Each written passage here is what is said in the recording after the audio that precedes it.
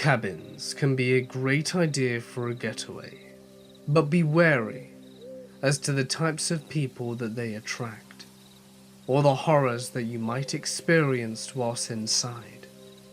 So get comfortable and let the darkness take control. This all happened about 15 years ago, when I was 20, in a little cabin far off in the Canadian wilderness. My buddy has a family cabin, which has been in the family for generations. It is down a long dirt road, deep in the forest. There are no lights around, and the cabin has no electricity, running water, nor insulation. The house does not have a bathroom. An outhouse is located some 20 meters from the house, among the pine trees. We would go there every weekend, and on holidays to spend some quiet time. Many screwed up, esoteric things happened in that cabin. But on one occasion, needless to say, we got completely freaked out. Following an incident during one weekend, we convinced our girlfriends at the time to come and partake in the weirdness so that they could see for themselves. We got to the cabin around 8 p.m. on a Friday night and decided to unpack the car and prepare for the incoming storm. We light a fire in the kitchen and start making a meal. Nothing happens. We decide to go to bed. My girlfriend and I decide to take the room closest to the stairs. That leads to the second floor, while my friend and his girl decide to sleep in the room closest to the main entrance. We go around the house and check the windows and doors and set off to bed. A little side note, it's important actually. The main entrance to the house is on a screen-covered patio, which has a screen door that can only be locked and latched from the inside. We latch the patio door and lock the main door. We always leave the key in the lock of the main door from the inside, as that way no one can break in with a key. Silly, I know, but we always make sure of it. At around 3 a.m., I check my watch. I am woken up by the sound of the front door opening and hear the screen door being banged closed. I figure my buddy must have gone to the outhouse. The weird thing is that there is a hell of a storm going on out there. I wait about half an hour, but I don't hear my buddy come back in. At this point, I get up, get my flashlight, and head onto the screened patio. I move to the end and try to light the outhouse. I call out his name. No answer. At this moment, I realize that the front door is unlocked, and the screen door is unlatched. Somebody is out there for sure. I grab my trusty blade and head out towards the outhouse to make sure I don't lock Buddy out. But no one's there. I check around with my flashlight, and there's no one to be found. So I go back into the house, latch the screen door, and get into the house and lock it once again. I do a quick tour of the house, and nobody is up. In the back of my mind, I'm thinking that I have locked my buddy out. So I go to the room he's staying in and give a quick look. He's there with his girlfriend. What the hell? I think to myself. so I go back to sleep. The next morning, I wake up and see that my buddy is out with his girl, so we decide to make breakfast. I am on this patio, and my buddy comes back with this girl. He's looking at me with this weird look and asks, "What the hell was all that about last night?" "What do you mean?" I ask, confused. "Last night, I heard you go outside, and then you came back, came into my room, sat on the corner of the bed, woke us up, and started talking about my Uncle Bob. I told you we were sleeping, but you kept rambling on, telling me Bob would no longer be a burden. How do you even know Bob? I never told you about him." "Get out of here," I say, and his girlfriend confirms that I was in the room for a good 20 to 30 minutes, and then just got up and left. At this point we commence shitting bricks, as I explained to him that I took a look inside the room for a moment to make sure he was outside, because I heard the door. Later that night, we drive back. Our girlfriends are now totally convinced we did not make up the story or other tales about this weird-ass cabin. At about 10 p.m. that night, my buddy calls me freaking out. He informs me that his grandfather just called him to tell him that his Uncle Bob died the night before at around 4 a.m. On a side note, having been in the family for generations, his father told me that the cabin is located on some hot zone of paranormal activity. For years, the family has experienced all kind of crazy shit. I actually have no idea what happened, but it was extremely freaky that not only our two events were completely different to each other, but the fact that he said I allegedly foretold his uncle's death, and it wasn't even me. I'm a small 21-year-old female from northern Ontario. I live on a fairly large plot of forest, in a small cabin-sized home with my husband and my two kids, out in the middle of nowhere. My husband works about an hour away, and I stay home with our kids, who were 6 months and 2 years old. When this incident happened, it was midwinter and very cold and snowy. My husband had been storm-stayed at work because the plows had not been able to run the previous day. That isn't really unusual, given the remote area in which we live. It was about 6 o'clock, and it was already dark, and I was cleaning up the kitchen after dinner while my kids sat on the floor watching TV. There was a knock at the window, besides where my kids were eating. I looked up, and there was nothing there. I walked over to the window and glared out of it, the knife I had been washing in my hand. I had a bad feeling about this.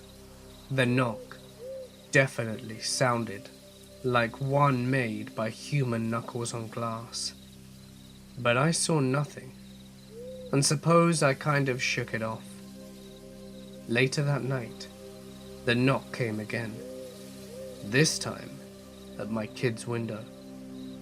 I had had it, so I grabbed our shotgun from the locked gun cabinet and stepped out onto the porch in my pajamas and my husband's boots.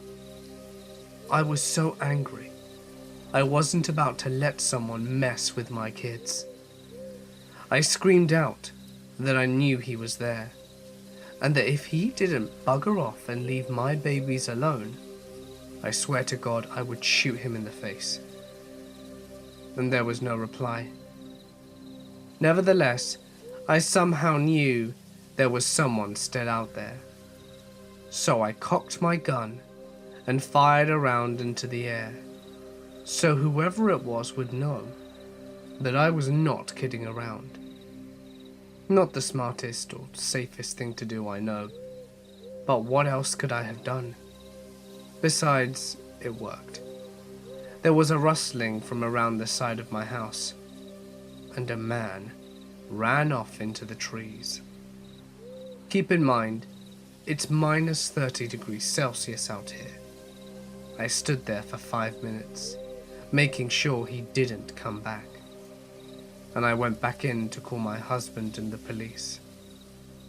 Thank God the police were able to come, despite the weather, and looked everywhere around our house, and caught the arsehole wandering through the woods about a half-kilometer away from our home. I don't know what happened to him after they arrested him, but he never came around again.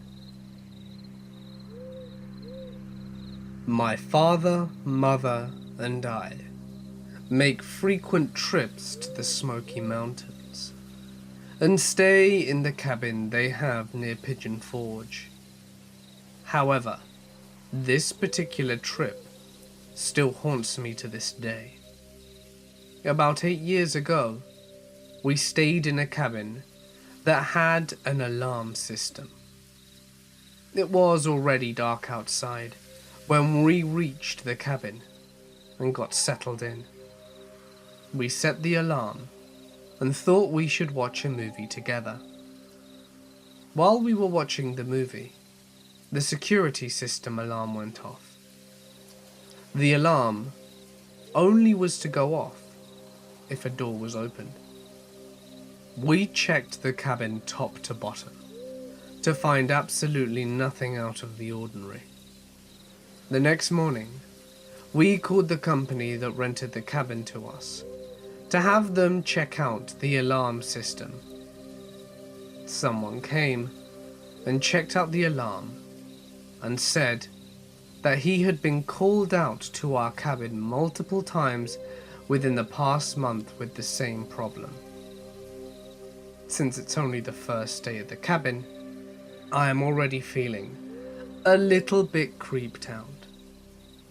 I notice that there is a book on the table that guests can sign and talk about how much they love the cabin. As I was reading more and more, I noticed that many of them mentioned feeling unsafe, and some even mentioned that they found wet footprints on the deck where the hot tub is. I told my family about these stories, and they told me that I was just trying to scare them. The same night, we go to bed. My father slept in the basement of the cabin. I sleep on the main floor beside the kitchen, and my mother sleeps on the top floor. My dad snores so incredibly loudly that we need to sleep away from him in order to remain asleep. It was about 2 a.m. when I was woken up by the fridge door closing. I looked at the bright light from the fridge that was pouring into my room from the crack underneath my closed bedroom door.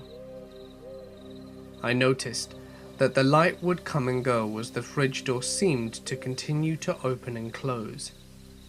I assumed it was one of my parents leaning on the fridge door, trying to decide what they wanted to eat for a late snack.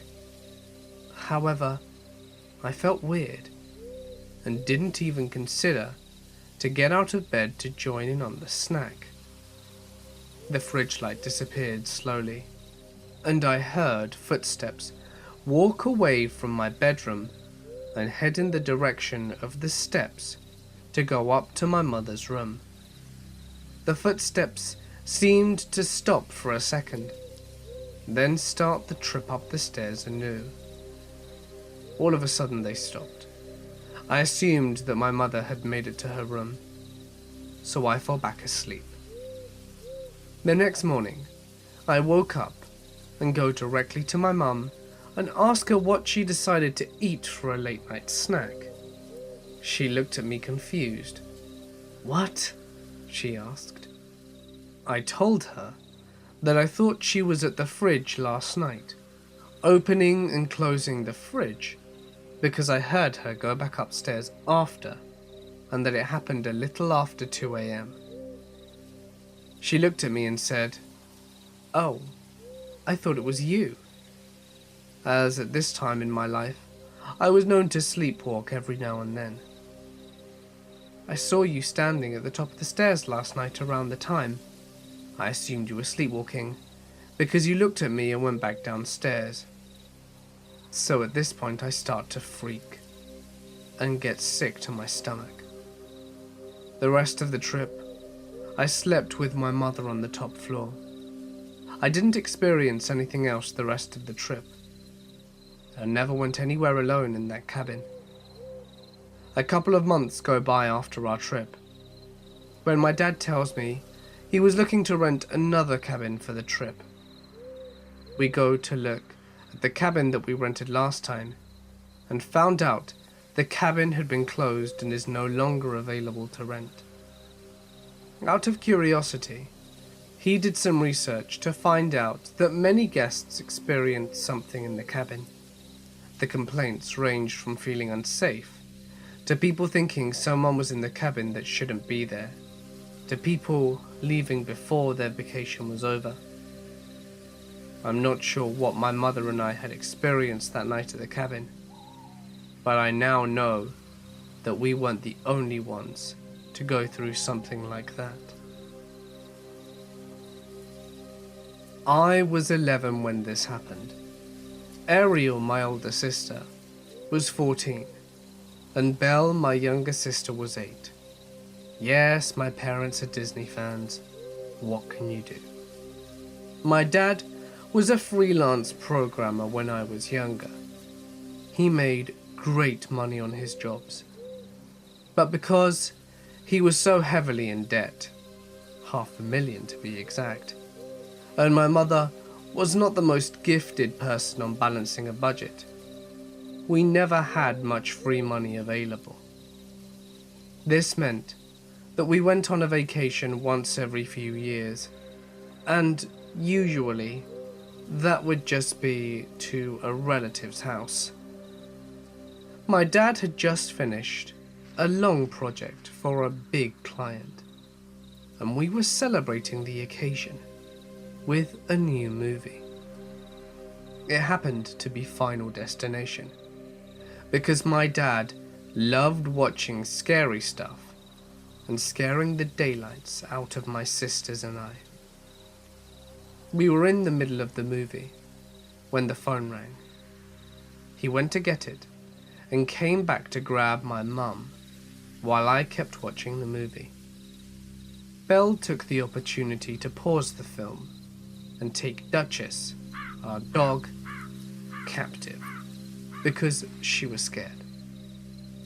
They came back about 10 minutes later and announced that we were going to be spending the weekend in a cabin. We didn't know what to make of it, but apparently the client he'd been helping owned a nice cabin by a lake in the mountains and offered to let us lodge there this weekend for a considerably reduced price. It was Thursday, so Mum went into panicked frenzy and began packing, so we didn't end up watching the rest of the movie. After school the next day, we packed up the family van and headed up into the mountains. It was a 2.5-hour drive, so it was quite late by the time we arrived. We unloaded the van and went exploring in the cabin. It was a ranch-style cabin with a little nook thing you could climb up to that was about head height. It was about 3 feet tall and probably meant for storage, but it was an excellent place for the 3 of us to hang in and play games. There were a few dozen board games up there, so we started playing once we decided on who got which room. Mom and Dad got the largest one. Ariel claimed the smaller one with a twin bed. So Belle and I got the last room, which had a queen-sized bed that we would share. We had a window on the right side of the bed, without a curtain, and a lamp on the left of the bed. It was the only light source in the room, and there was a closet opposite of the bed. It was locked, and we couldn't get in there, and I never did figure out what was inside. We went to bed at around 11. Unfortunately though, Belle is a kicker, so I slept by the lamp in case she ended up knocking it over. I remember lying down, and I must have instantly fallen asleep, because the next thing I knew, Belle was gripping my arm and trying to burrow underneath me. She was squeaking something in fright, and I couldn't understand what was happening. I sat up, looked towards her, and saw something pale and human-shaped moving away from the window. My sleepy brain took several moments to process, and that's when I realized what was happening. I shot out of bed, dragging Belle with me. We rushed into our parents' room, who told us that we were simply imagining things. Mum told us to go back to bed, and if we saw anything to let them know. I, much to my current annoyance, agreed with them, and went back in the room with Belle. We switched positions, because she refused to go back to bed by the window. I told her a story to get her to sleep, and promptly conked out after her, and I did not wake up until morning. The next day, we went exploring around the lake for about an hour, before Dad decided we'd spend the day in town. They had a lot of small shops, and my parents went into every single one of them. We ate lunch and dinner in the town, and then our family returned to the cabin. Ariel made a joke about something as we neared the cabin, and I remember everyone laughing before my dad suddenly stopped, held up his hand to make everyone stop as well. He then took another step towards the cabin and pushed the door open with a single finger. I thought it was strange that the door wasn't latched, but I didn't put the obvious together right away. Dad? Ariel shuffled nearer to Belle, but my dad gave his head a shake to let her know she needed to be quiet. He went into the cabin and disappeared inside for a minute or two while we stood on the porch. Mum called out his name, and he called back, saying that we could come inside. We did, and found him standing in the middle of the living room with a frown. He locked the door once we were inside and took Mum to the bedroom for a quick chat. Ariel, having caught on to what was happening, opted to distract Belle and I by suggesting another round of the board game that we had been playing the night before. We hadn't been playing for more than 5 minutes when my mother and father returned. Mum was about cleaning the dishes from breakfast when my father joined the game. We played for a few hours before Dad told us that we needed to go to bed. It was only 9 at that point, which made Ariel very angry. She was arguing that she was allowed to be up until 10:30 on school nights, and later on weekends. Belle and I went to bed while they argued. We climbed back into the same spot that we slept in, Belle by the window and me by the lamp. I read to Belle for a bit before we drifted off. I woke up with Dad rushing into our room. He scooped Belle out of bed and grabbed my hand. He dragged me out of the room and into the hall, where I saw Ariel getting a similar treatment from Mum. I became aware of a high-pitched whine in the living room and saw our dog sitting at attention by the back door. She was bristled and seemed anxious. Dad didn't put Belle down and didn't let go of my hand. They rushed out of the house and into the van. Dad went back to get the dog, and then he burned rubber getting out of that cabin. He drove all the way home without talking once, and it took a half hour for Duchess just to calm down. He told Ariel what happened the next day, but Belle and I didn't find out until years later. What happened was that he'd woken up that night to what sounded like moaning outside the window in his room.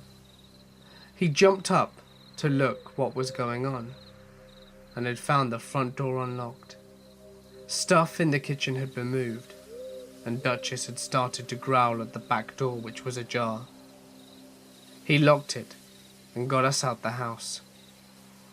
He went back the next day to get our luggage and found several pairs of footprints outside Belle's and my window.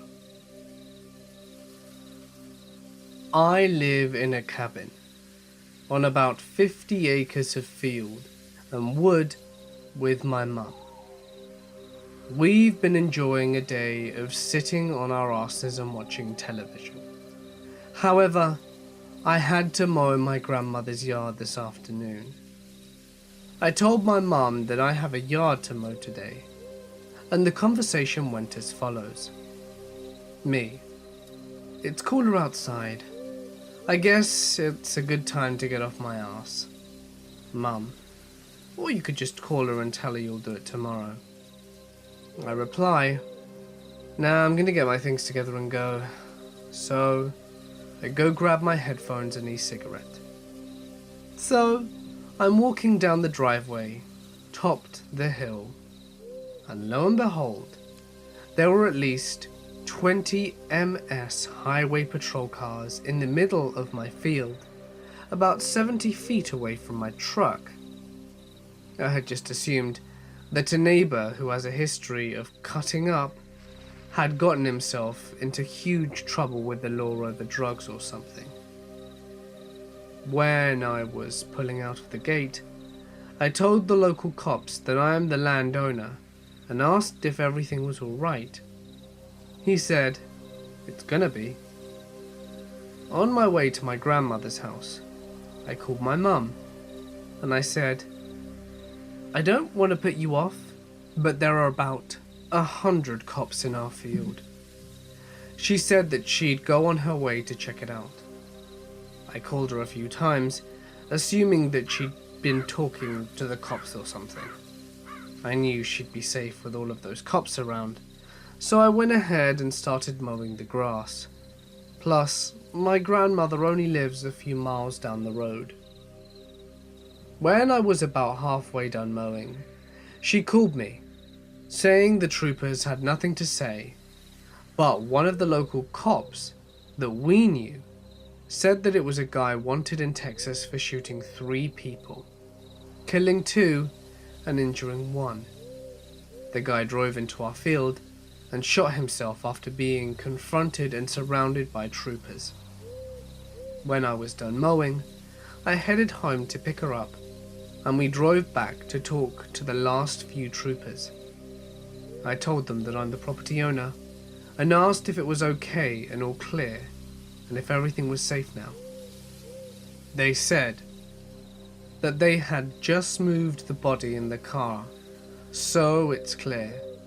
I said, wow, all the way from Texas, huh? Well, be safe, thanks. We drove over to the site after the troopers left. Right behind our old pecan tree were a bunch of tire treads and a giant bloody spot in the grass. We were still in a state of what the hell.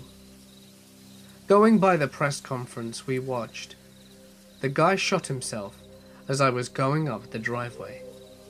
I didn't even hear the gunshots or sirens, but I remember having my radio turned up. You know what's funny? This guy managed to find my field, but somehow FedEx can't. I'm just glad that the guy didn't make it all the way to our cabin, which he was extremely close to. Who knows? It could have ended up very badly. He may have taken my mother or me hostage, and he may have even ended our lives that day. I'm so glad that we remain unscathed after that, because we were seriously close to mortal danger. It was about late November in Colorado, and I was around 7 or 8, and my father got the idea of taking us all for a weekend to a cabin that he was going to rent. My mother thought it was a great idea for me, my sister, my father and my mother to bond. So, that's exactly what happened. We rented a cabin for a few days. We took off school on Friday to get a head start on going there, which I had no issue with. We got there and it was sure cold. Well, it's almost December, so I guess it made sense it was going to be cold. Anyway, we all got set up and decided where we'd all sleep. We ate dinner, and then we all got set up for bed and were thinking about what we would do tomorrow. We got there kind of late, so we couldn't do much on the first day. That first night though, I heard noises outside. It sounded kind of like footsteps. I looked out the window and saw nothing.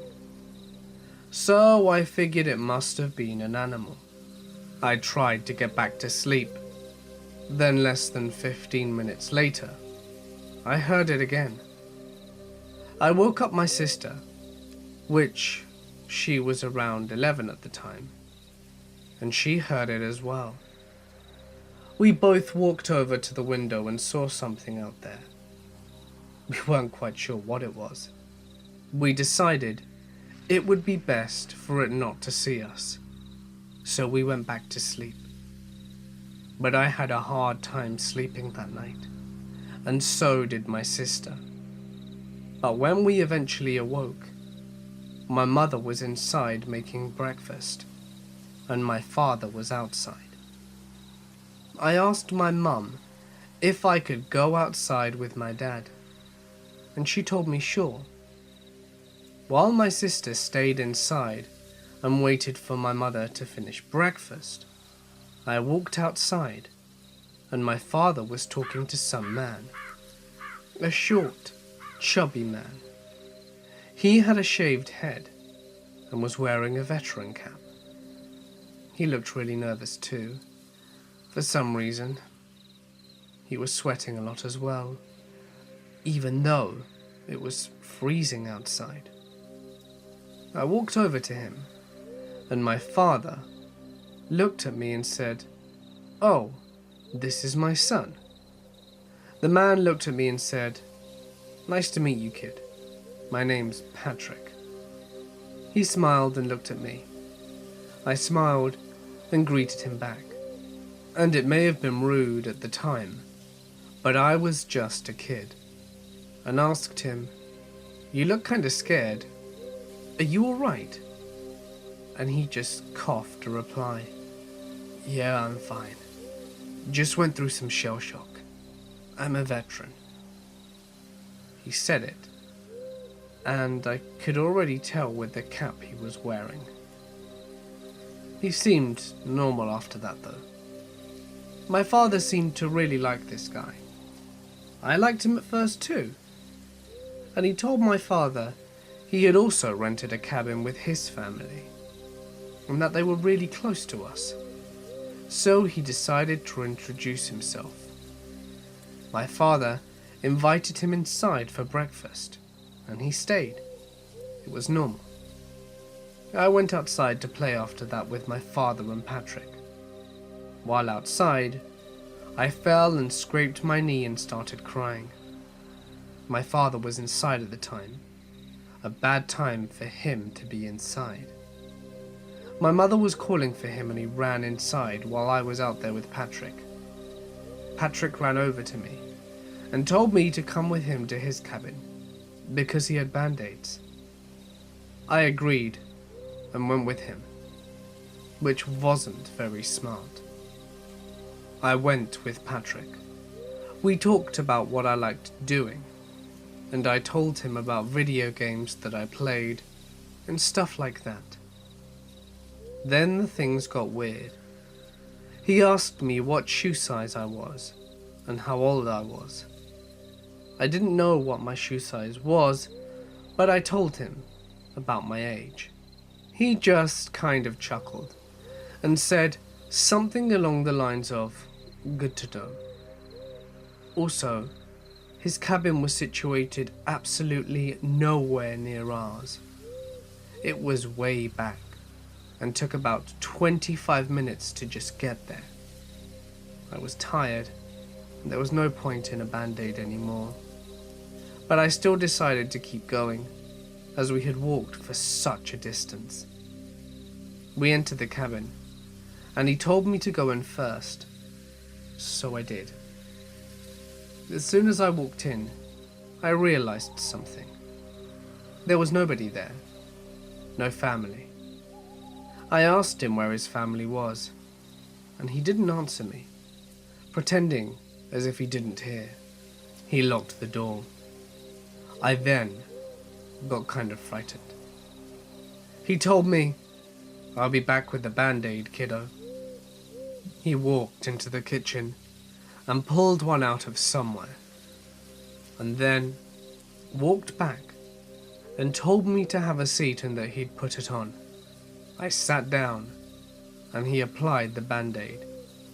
He also held my leg with his other hand and rubbed it up and down and told me that I was a rather muscular kid and that he liked that. I kind of got afraid and immediately stood up.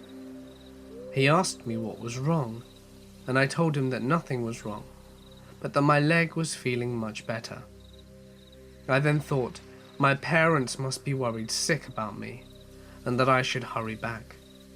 But he insisted I stay a little longer and ate there with him. I didn't want to, but I was alone, and if I ran, I honestly didn't think I would be able to make my way back to my cabin. The door was locked too, so I agreed, and decided to eat with him, and get it over with quickly. He asked me how much I weighed.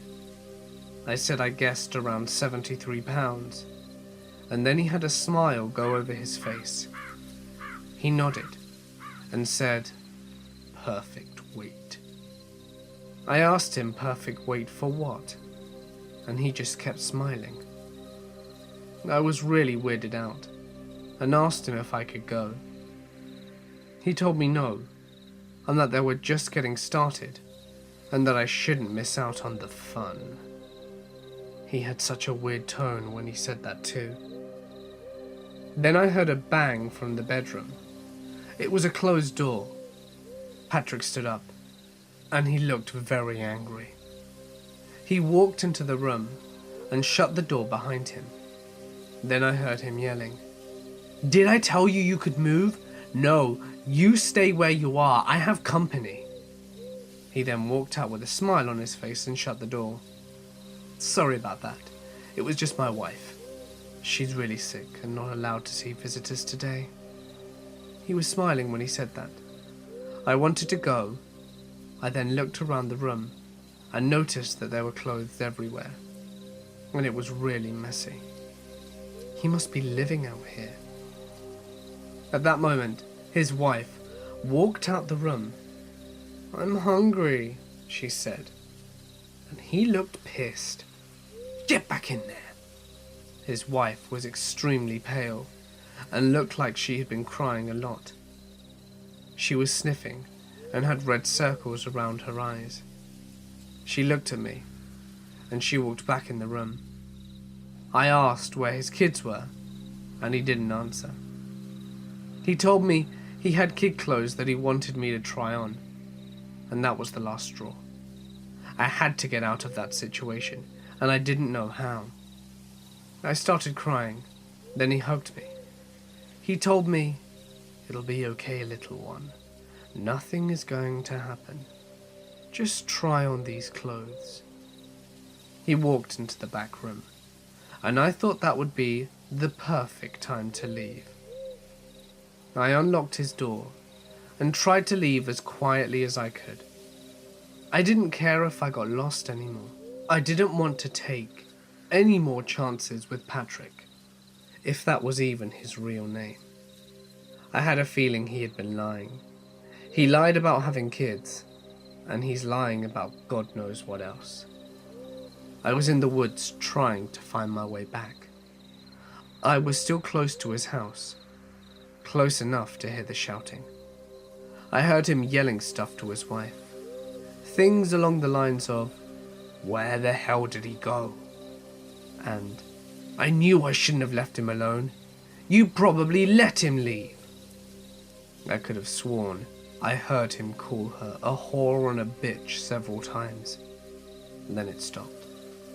I stopped in my tracks and heard footsteps.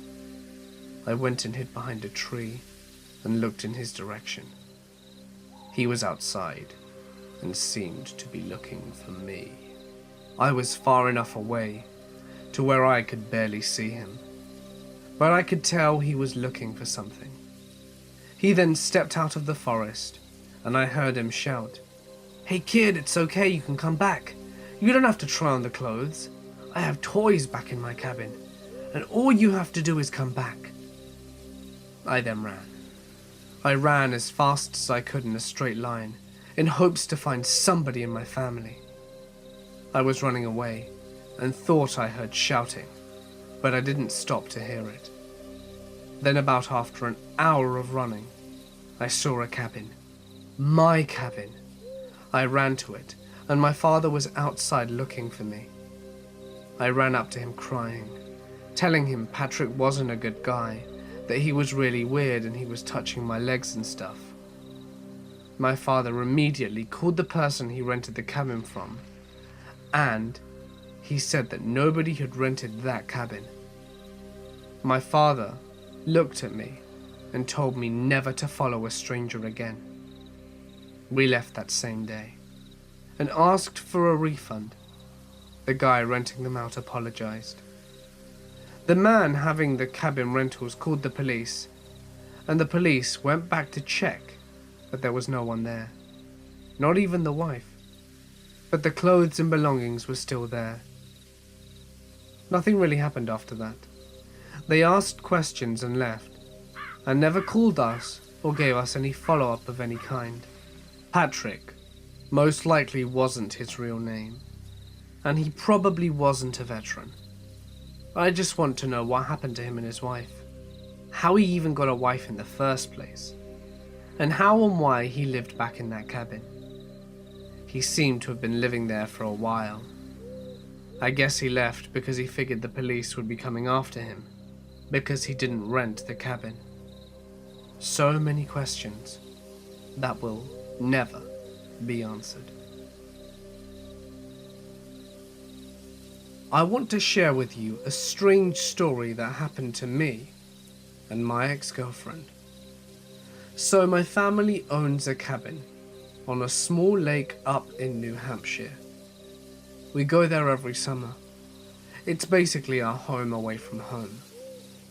There are other houses on the lake, quite a few near us, but beyond that, it's a pretty rural area. Miles of wood stretched beyond the lake houses. So there's really no reason to be in the area unless you are hunting, own a lake house, or are visiting the lake for whatever reason. So one night 6 years ago, it was late. My ex and I were laying in bed just chatting about whatever. All of a sudden we hear footsteps outside the open window.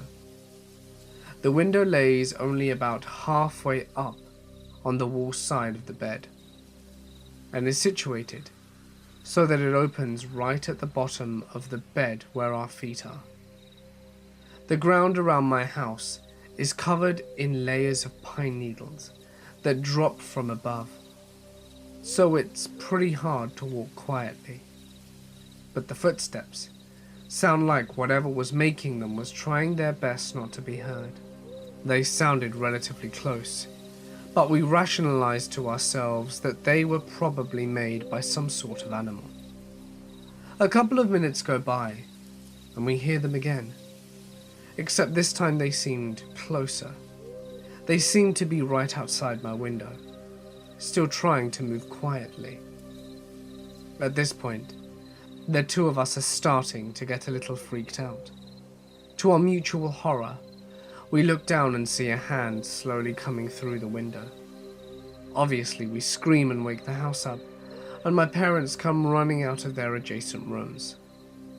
We tell them what happened, and my father rationalizes that the event is a figment of my imagination.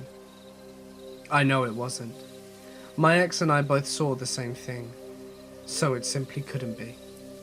To this day, I feel very uneasy staying in that room, and always make sure to close my window before going to bed. I am 19 years old, and have been a Boy Scout my entire life. I recently turned 19, so I cannot unfortunately be a Scout anymore. I became an Eagle Scout at a relatively young age, 17. Me and a few of my friends have been in the troop since we were 11. We went through the rankings together, and all our experiences revolved around each other.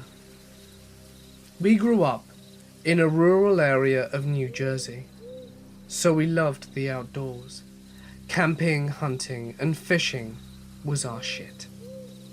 One of my friends, Luke, asked me and my other friends Mark, Nick, and Owen if we wanted to go out to a hunting reserve in Pennsylvania. His uncle owned around 8 acres of woodlands with streams and lakes. He invited us for a 4-day camping and activity trip. Since we were all into that stuff, it was all set.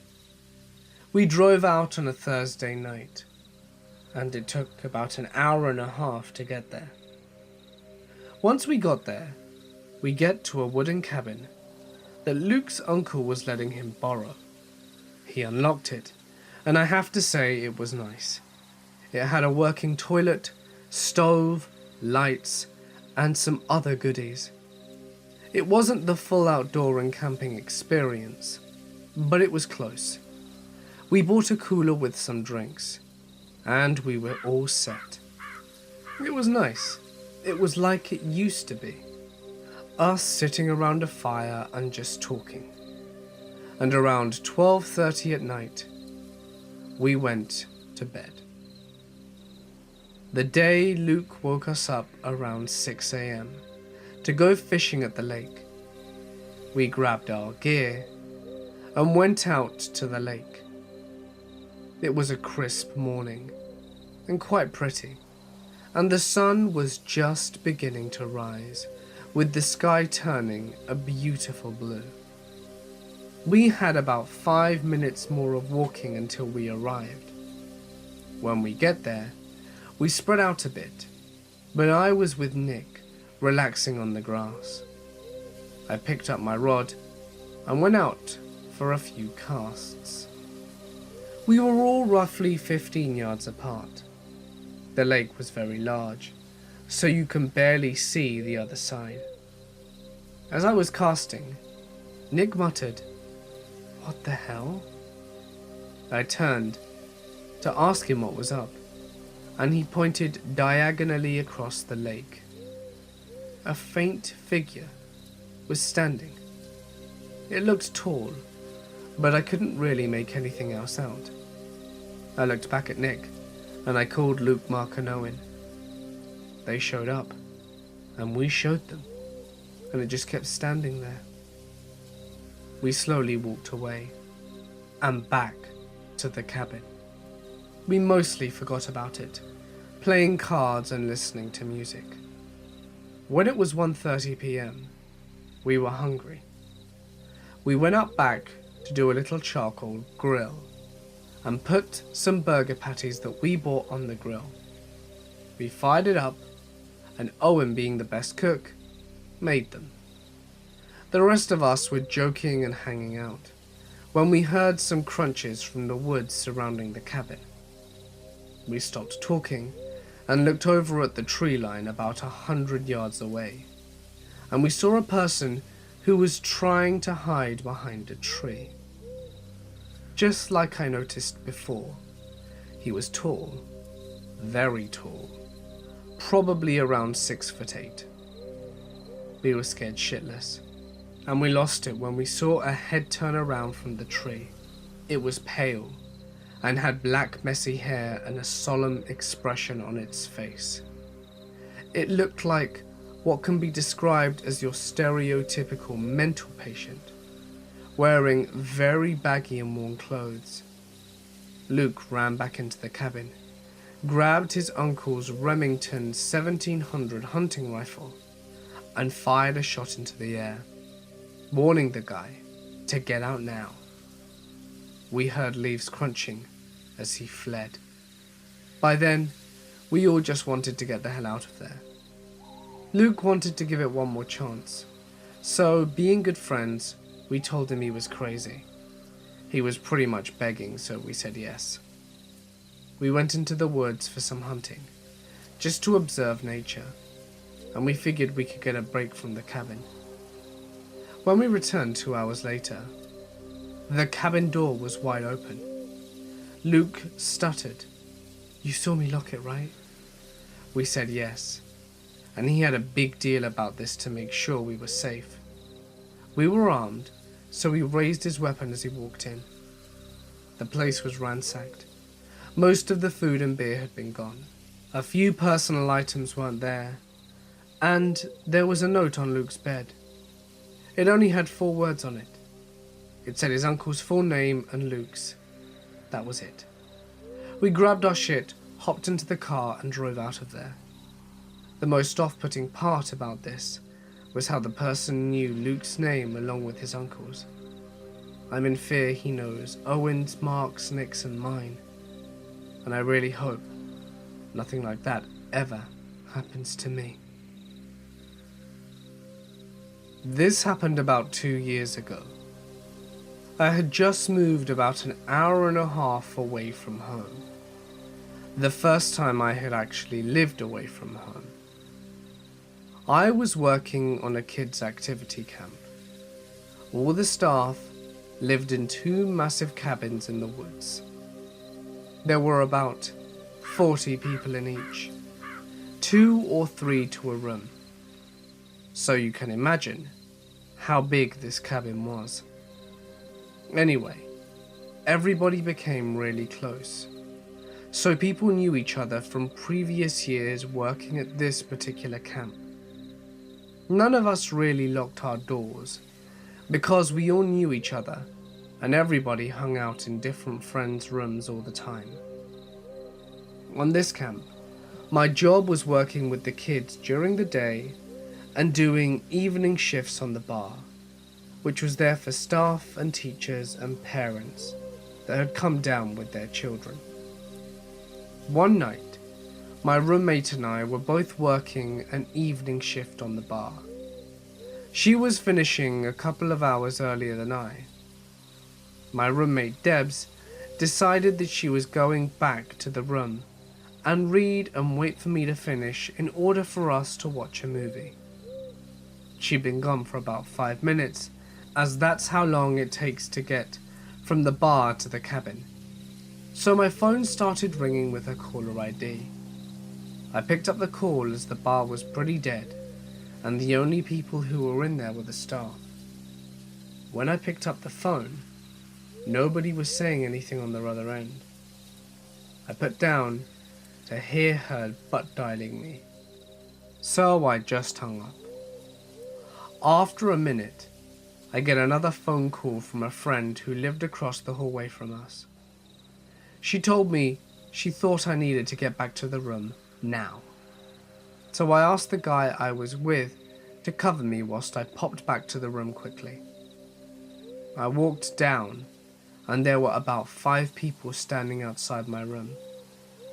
I walked inside, and my roommate was just in there crying, which is very out of character for her. All our stuff was over the room. Please note, this is very weird, because I'm pretty sure I have OCD, and often tidy my side as well as her side of the room, even if she didn't want me to. She went on to tell me that her phone had gone missing. I then asked her about her phoning me before I came back to the room, and she had no idea what I was talking about. This means someone had taken her phone and knew who to call straight away. And also when she left work. There would be no point in stealing her phone, as it was literally a worthless brick, with a value no greater than £10. A few days later, we started noticing that things had gone missing. But not normal things people would steal. They could have taken laptops, Kindles, a PlayStation and games. Instead, all they took was my bra and knickers. Some clean, and some from the dirty washing. This made me feel sick, especially because we knew everyone who we lived and worked with. For a few days, I kept getting these calls from her phone, with just silence on the other end. We obviously went and reported it with our bosses, and said that they would look into it. We kinda got blamed for leaving our door unlocked, which I understand is really stupid now. The creepy thing was, a few days later I walked into the staff lounge, and Debs' phone was just sitting, placed by the windowsill. Nobody was there, and nobody seemed to be around. At that point, I noped out of there and locked myself in my room until she came home. Nothing ever came of it, and we never found out who it was. But I definitely have a feeling it was someone that knew us quite well, and who knew when we would both be out of our rooms. For the life of me, I still don't know who stole my underwear, my roommate's phone, and who trashed our room. But I definitely learnt a lesson not to leave your door unlocked, because there are always gross creepers out there, even when you don't expect it. I suppose all first paranormal experiences are always ground shaking. But what happened to me felt like I was in a movie. I know a lot of people who have experienced paranormal activity, and sometimes people experience things either before I arrive or after I leave. So deep down, I always wanted to experience something paranormal. I understand the paranormal is something that should be taken seriously, and I do not wish any ill experiences upon anyone or myself. But August of 2016 was chilling. At the end of spring semester 2016, I decided to run as secretary for my favorite organization on campus. The organization is a cultural organization, and its executive board has 7 positions: president, vice president, treasurer, secretary, historian, freshman rep, and PR, which are all open to run for. When election day came, I won by default, because no one else ran for secretary that year. When all the board members were elected, we all tried to get to know each other a bit more. I've only heard of my board members, so I definitely wanted to get to know them on a more personal level. Awesomely, every new board can go on a retreat together. Past boards had rented a cabin in the woods or gone camping. We opted to rent a cabin in a woodsy area. We were all excited to be in each other's presence, and of course, to plan out upcoming events.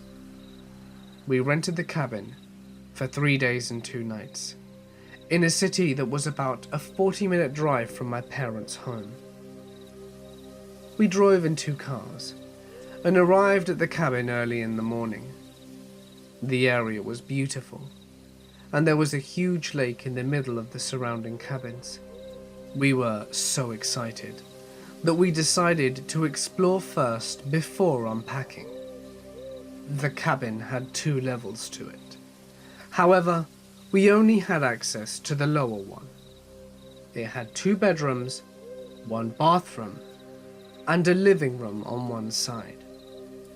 The kitchen was on the other side, and the sides were divided by a sliding door. There was also a door in the kitchen that led to the backyard and lake.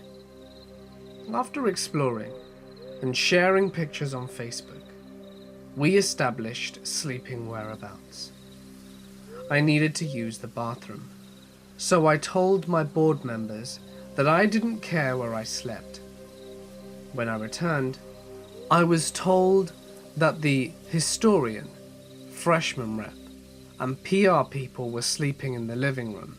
The vice president, treasurer are in the room furthest away, and the president and I were going to be sharing the room closest to the living room. Everyone was okay with that, and we began unpacking. After unpacking, I turned on the flat screen in the living room and started surfing Netflix. Final Destination 3 appeared, and I chuckled. Wow, this movie is so old and lame. Let's watch it. After about 20 minutes or so, I heard the vice president ask, "Wait, where's the PR girl?" Everyone realized that the PR girl was not in the room and looked around. My first thought was, should I be worried? I then told the freshman representative to call the PR girl's phone. Her phone started ringing on the coffee table next to us, so I called out her name loudly to see if she was using the bathroom. I got no reply. That was strange. I wasn't worried yet though, so I told everyone that we would start searching for her if she wasn't back in 5 minutes. After 5 minutes, I hear the vice president say, "Hey, come sit with us," to the PR girl. I turn around and see the PR girl standing between the sliding door with a dead look on her face. It made me feel sad. How come she isn't having a good time like the rest of us? I got off the couch and pulled her into the kitchen. I closed the sliding door and asked her where she went, saying that I was starting to worry. She immediately apologized and told me she had to step out to clear her mind. I felt sad that she wasn't feeling as upbeat as we were, but I didn't like how she left without telling us and without taking her phone. I told her, "If you ever need time alone, just let us know. We'll respect that. Just communicate and please take your phone next time." Then I asked her if she wanted to come join us in the living room. She told me that she would rather not, so I decided to stay with her. I also thought this was the perfect time to get to know her better and ask her why she may be feeling down. I wanted to get to the bottom of the situation, so I tried being as direct as possible. I started asking her some questions that I thought might be related to what was wrong, such as if it was family related. But after a brief questioning, she simply said that I couldn't help. She said the reason I left to clear my mind was because of the scary movie. I don't do scary movies. It gives me anxiety, and other things start to happen. I was relieved that that was the only reason she left. I tried to make light of the situation by saying, "Oh, that's it. Nothing to worry about." I tried to change the subject too by saying, "Remember what I said about getting to know each other more? Now I know you don't like scary movies. I think we should tell the rest so they understand. She stopped me and said she didn't want to seem high maintenance and have everyone else stop watching because of her. I didn't want her to feel pressured in any way too, so I asked her more about her anxiety. What happened next threw me off a little, and that's when I started to worry a bit. So, what is it exactly that happens when you have these anxiety attacks? She said, I start hearing things and seeing things. Honestly, I didn't know what to think. Either she's a little crazy or being for real, but most likely crazy. I just didn't know what to believe because I didn't know her well. But then I remembered something. One time, I walked past her and heard her talking about how she was able to see spirits and communicate with them. But I was still leaning towards crazy, or that maybe she's just very good at scaring herself. She continues on, but I'm zoning out, thinking about how crazy she's sounding. I had to say something though. I needed to say something. As I mentioned earlier, I never experienced anything paranormal before. So it turned me into a see it to believe it person. However, in my culture, spirituality and spirits are kind of our belief and whatnot. I was raised and taught that there are spirits. I've seen some unnatural things, but it wasn't enough to spook me, I guess. So then I kind of interrupt her with a, wait, so are you talking about something like beyond our dimension? She nodded. Now I really don't know how to feel or what to do. I wanted to make her feel better though. I asked her more questions to understand the situation. I asked her if she thought being alone was a good idea, especially if she is experiencing what she mentioned. I also asked if she saw or was hearing anything now. She said she did, earlier, before I began asking her more questions. Then the movie ended, and everyone started making their way to the kitchen. The sliding door opened, and I could tell everyone wanted to know what was going on. Although, she said that she didn't want to tell anyone what she'd shared with me. And my intentions were to make her feel better. I thought it would be a good idea to share that information with everyone. I wasn't trying to be a bad friend. I just thought if everyone was aware of the situation, everyone would be more comfortable with each other. However, I had another idea, right before I could stop to tell it to her. I dodged everyone and walked right into the bathroom. I started calling the only person I thought could offer the best advice. I have a cousin who is a shaman. He is gifted with many abilities, such as being able to see and communicate with spirits. He's another story, but I called him up and simply said that I had a friend who said she's scared because she sees and hears disturbing spirit-related things. My cousin explained to me that there was not much we could do because we aren't shaman.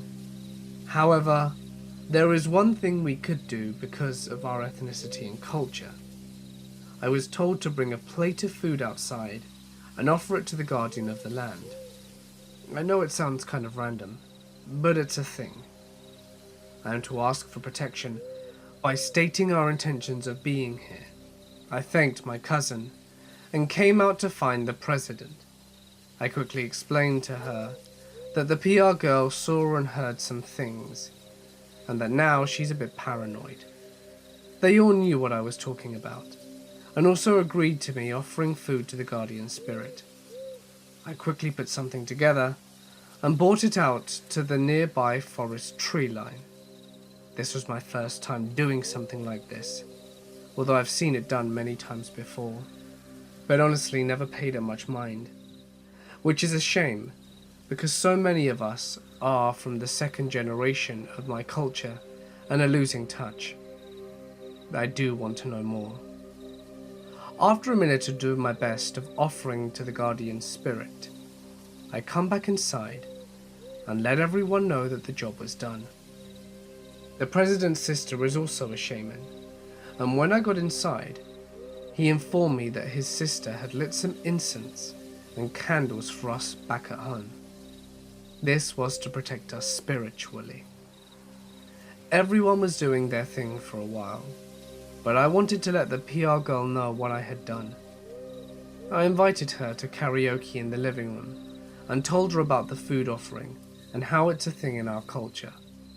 I also told her about the actions of the president's shaman sister. Then I apologized to her because I wasn't sure what her religion was or how she felt about everything. Fortunately, she was cool with it though. When everyone saw that we were all enjoying ourselves, they joined in, and it was a very fun first night. The next morning I was half awake. I could hear the president getting dressed. Before he left the room, he said that the PR girl was outside sleeping by the dog. I thought it was kind of weird, so I shot out of bed, got dressed, and went towards the living room. That's when I saw the historian and freshman representative were still sleeping. The historian woke up and said that the PR girl never slept with her last night. I saw the president walking on the dock to the PR girl. They chatted for a bit and then made their way back to us. As soon as they got in, I asked the PR girl why she didn't sleep with the historian last night. She said she didn't know how she was supposed to sleep with the historian and explained that she had slept behind the couch with her jacket and purse. I felt so horrible. Does she think we don't like her or care about her? I mean, we even talked about who was sleeping where. I told her she was supposed to sleep with the historian and that she has a place to sleep. Honestly, it was in plain sight. Anyway, after that little mix-up, we started prepping for tonight. We were all excited and wanted to be super hungry for the food that was going to be grilled. The day was filled with fishing, swimming, more singing, spicy noodle challenge, and laughter. When the time came for grilling, everyone had a part to do. Soon the table looked like Thanksgiving Day, and we were ecstatic. We felt even more pumped when the liquor came out. We ate, took shots, ate, took more shots. But we didn't want to be wasted, so we ended up just eating more and more, and doing our own thing for the rest of the night. The historian and I were talking about singing some vocal range until she realized that the PR girl was missing again. She announced that she was missing, and I checked the time and saw that it was past midnight. The historian and I stepped out to find her, but we were stopped by the freshman rep and the president. They wanted to find her and have us stay back so that we could let the vice president and treasurer know. We were all in the kitchen waiting for them to return. What happens next is basically all hell broke loose, and I seriously thought we were all going to die. The historian and I hear crying from a distance. It got closer, and the president and freshman representative appeared from the shadows carrying the PR girl. She's crying hysterically, and we all go outside. They set her on a bench, and she starts saying something like, "He won't leave me alone, he keeps following me." The president called his sister and gave the phone to the PR girl so she could describe what she saw. She said she saw a reptilian-looking man with a lion's tail. The historian ushered us to go inside by saying, "These are things we should not talk about outside." Everyone was getting nervous, and what happened next scarred me for life. As everyone rushes in, the president gives me the phone. His sister tells me that I have to go outside and call the PR girl's spirit back. 4. She has lost it due to fear. At this moment I'm thinking, why me? Seriously, why me? I couldn't say no. So I went back outside and started calling the PR girl's full name in my native tongue. Then suddenly, from all directions, a loud growl echoes towards me. I get chills, goosebumps everywhere. All the hairs on my body are on end. Then the trees start shaking. I start shaking, and I think this is my last night on Earth alive. I yelled for it to leave us alone in my language, and ran back inside as fast as I could. I started yelling, and ran to the living room, until I realized the PR girl started hyperventilating. She was falling off the couch crying and making strange noises, but we moved her onto the floor mattress. The freshman rep mentions he has a priest who might be able to help us, but I was so scared that I didn't want to involve anyone, but we were desperate. The president was on the phone to his shamanic sister and her shaman master. The historian was on the phone with her mother, talking about frying peppers to cleanse the house. It's another thing that we do. I finally called my dad and explained what was happening, and he had a few tricks up his sleeve. He told me to repeat these spells and asked me to perform them on the PR girl, but I couldn't say the spell for my life. They were in a different language and quite lengthy. I had to put my dad on speaker and perform the actions after he finished chanting. When my dad finished chanting, I wet my fingers with a little saliva and brushed her head and hair 3 times. Thankfully, she calmed down after that. We had some time to think now. No one was saying anything. I knew no one knew what to do. We were just trying to collect our thoughts. I think it was everyone's first time experiencing something like this. Next thing, the president pulls me into our room and the phone is handed to me. The shaman master tells me that it's time to pack up and go. I hit up the group chat saying, it's time to go. Now! Everyone began rushing to collect their things, and no one is talking or exchanging looks. The PR girl is still out on the ground, so I had to collect her things. When it was time to leave, I woke her and told her we were going to the store. She was confused, but it's a thing in our culture to not say we're going home when there are spirits present and such. We don't want anything to follow us home. She argues with me why we're going to the store at this time, so I had to be kind of rude and force her to get up.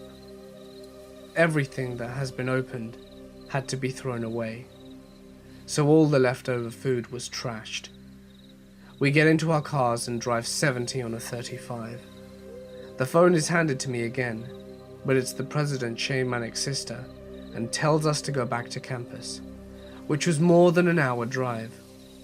But I was like, hell no, take me to my parents. I got home, and my dad is in the doorway waiting for me with a red string. He ties it on my wrist and says goodnight, and then he walks to his room. This is my first paranormal experience ever, and my first ever red string. People from my ethnic group and culture are always wearing them on their wrists, ankle and neck, but I never needed one until now. Hey guys, it's Mort here and thank you so much for listening. I hope you've enjoyed the 4th installment of Nature Week. Remember to tune in to our grand finale tomorrow for even more horrors with skinwalkers and wendigos. And sorry if my voice is a little bit off, I've got a bit of a cold. It was a lot worse in the morning, but it's a lot better now, so I hope that the recording was okay. I want to give a special thanks to my amazing patrons who help support the channel financially. Their names are on screen now. Your help is seriously invaluable and goes a lot further than you think. So thank you from the bottom of my heart for all your generosity. I'm able to keep making content for you guys every day because of you. And if you're interested in becoming a patron to help support the channel a bit further, feel free to check out the link in the description. But of course, please do not feel obligated in any way. I also want to give a big shout out to Black Metal Nazgul. Thank you for watching and always liking and commenting both on here and Instagram. Really appreciating the support, bro. And in response to your comment in yesterday's video, I do not have any family currently residing in the States, and it would have been an awesome coincidence and a small world indeed.